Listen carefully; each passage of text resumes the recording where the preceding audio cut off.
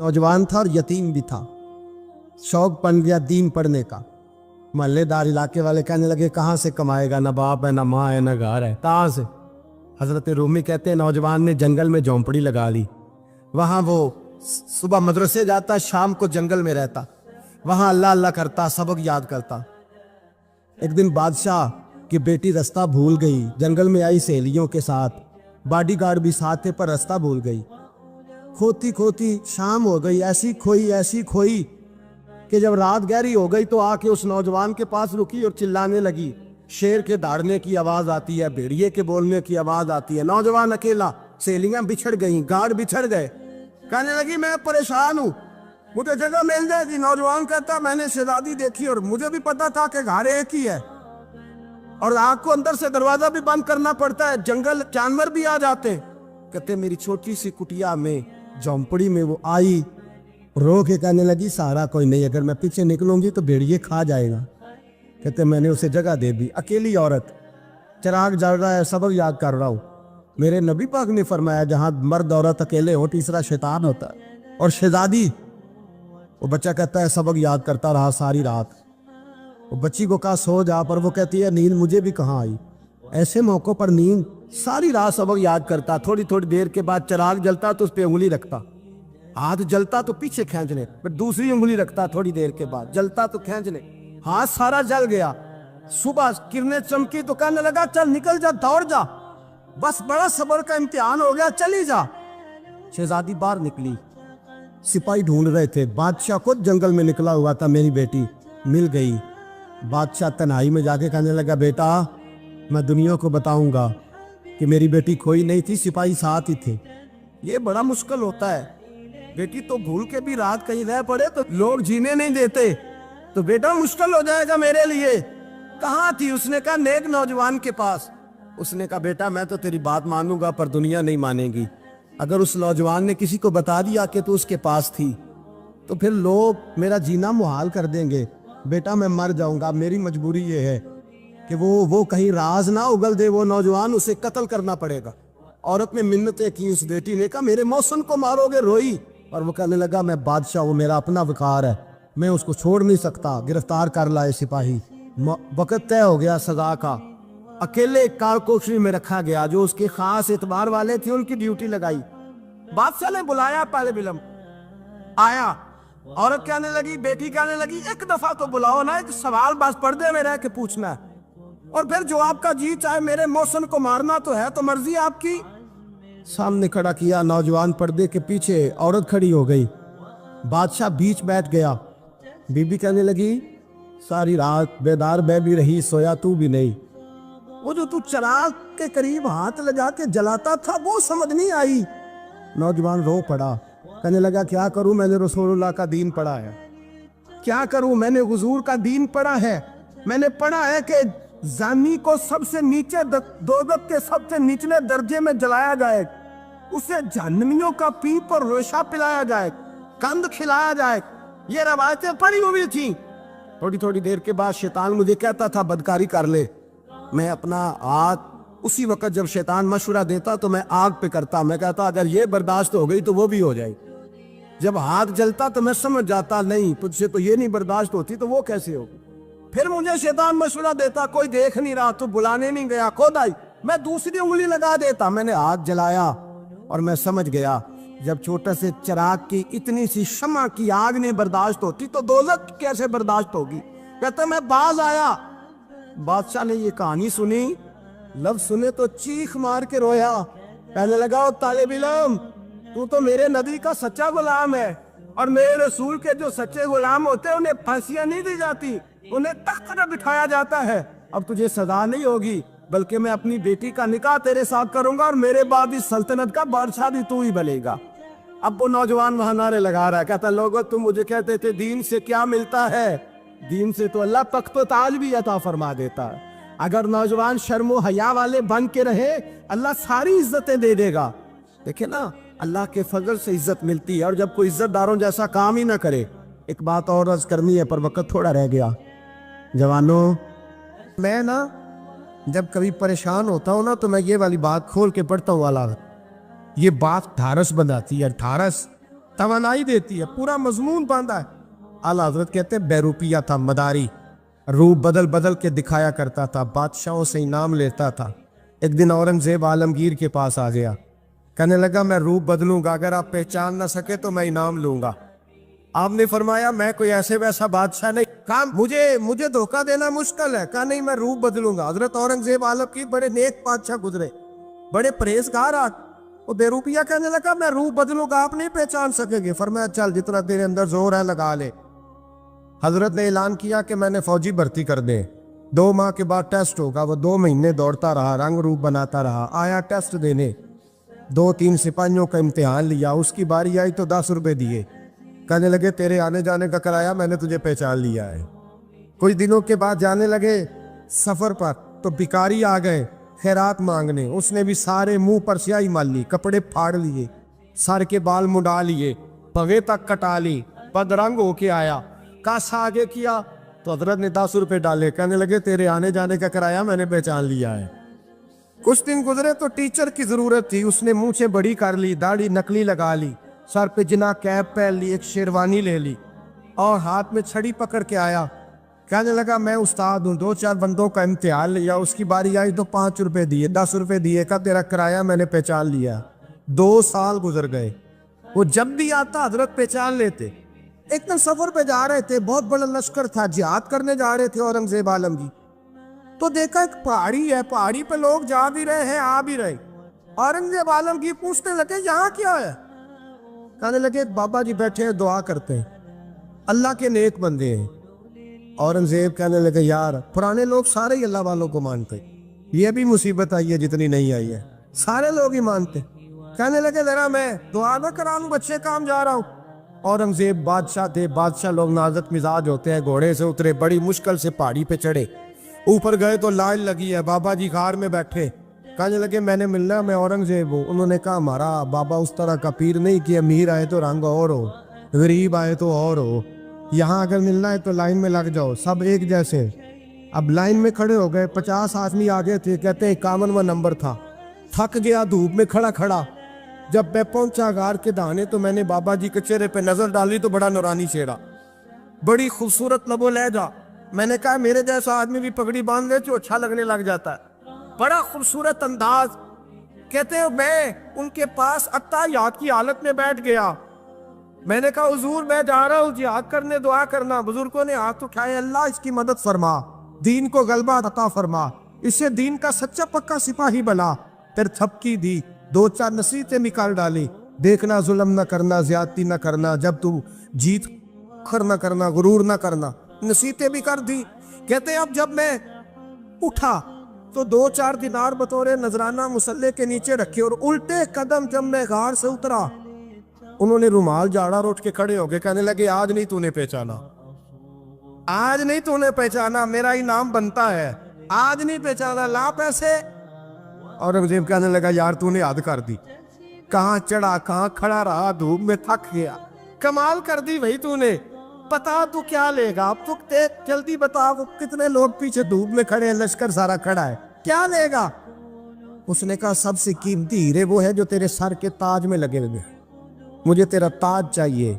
ओ भाइयों सुनना और याद रखना, मेरे आला हजरत कहते हैं बादशाह ने सर के ऊपर से ताज उतारा, बहरूपिये के कदमों में रखा और कहने लगे ये ले, और ये तो तेरा मांगने पर मैंने दिया है ना, मैं वापस आता हूं तो आना मैं अपनी मर्जी से भी तुझे दूंगा, तूने औरंगजेब जैसे बंदे को धोखा दिया, आना मैं उस वक्त भी दूंगा। वो देख बस बात खत्म हो गई, हद हो गई। देखकर कहते हैं जब मैं पलटा ना वापिस, बहरूपिये ने आवाज दी बादशाह ठहर जा, तो मैंने पलट के देखा तो कहने लगे ये अपना ताज ले जा, उठा और ले जा। मैंने कहा 2 साल बीत गए तुझे मेहनत करते, आज काबू आया तो ले जाओ। कहने लगा ले जा, मसला समझ में आ गया। मैंने कहा मुझे भी तो समझाना। कहते वो फूट फूट के रोया, उसकी आंखें बरस पड़ी, सैलाब की तरह आंसू बह निकले, तड़पा और रो के कहने लगा बादशाह मैंने झूठ मूठ रसूलुल्लाह की गुलामी इख्तियार की थी, झूठ मूठ की दाढ़ी, झूठ मूठ की पगड़ी, झूठ मूठ का फकर, मैंने झूठ मूठ नबी पाक का लिबास पहना है, तो तेरे जैसे बादशाहों के ताज मेरे कदमों में आ गए हैं। अगर मैं सचमुच रसूलुल्लाह का गुलाम बनूंगा तो अल्लाह क्या कुछ अता फरमाए, अल्लाह कितनी नेमतों से नवाजे। मेरे आला क्या फरमाते हैं, आला हज़रत फरमाते हैं फरिश्ते भी करते हैं ताज़ीम मेरी। कौन जी? अल्लाह। ऐसा अकीदा भी कम मिलेगा जो बरेली के इमाम का अकीदा है, ऐसा भी कम। कहते हैं फरिश्ते भी करते हैं ताज़ीम मेरी। क्यों? फरमाने लगे फिदा हो के उन पर ये इज्जत मिली। बगदाद के एक दरवेश आलिम थे, तो वो जब भी नमाज पढ़ाते ना तो किसी ताजर की 2 बीवियों के बारे में दुआ मांगते। तो जो है मेरी बात पर, नमाज पढ़ाते तो कहते अल्लाह उस ताजर की 2 बीवियों को अपनी खास रहमतें अता फरमा।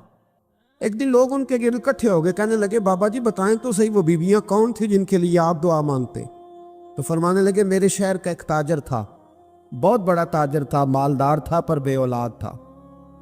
उसे बगदाद से मुल्क के शाम जाना पड़ता था तिजारत करने, और कई कई महीने उसे शाम के मुल्क में रहना पड़ता था। उसने इस तरह किया कि वहां भी एक शादी कर ली। तो जो है ना मेरी बात पर, क्या कर लिया उसने? दूसरी शादी करना मर्द के लिए जायज़ है, तीसरी करना भी, चौथी करना भी भैया के वक्त, मगर अगर इंसाफ कर सके तो।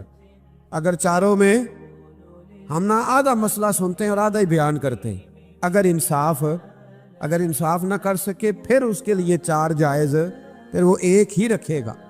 तो अजीज दोस्त, दूसरा निकाह कर लिया, शादी हो गई।